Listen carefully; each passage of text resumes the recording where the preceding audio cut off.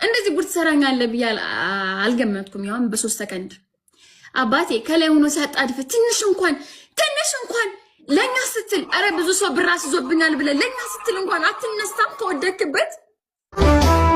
ኢንዶሚ እንኳን ሲበስል በ5 ደቂቃ ነው። አንተ ተዘረርከው በአንዲት ደቂቃ ነው። ምን አለ ብትጠብቅ ትንሿን ደቂቃ። ጆኒ አንበሳ ነው እናድንቀው በቃ። አይደለም እንዴ ዋሸሁ እንዴ አይደለም እንዴ። ፎክሮ ምንም አያመጣ። ጆኒ ከተነሳ እንዴ ነው የሚያበቃ።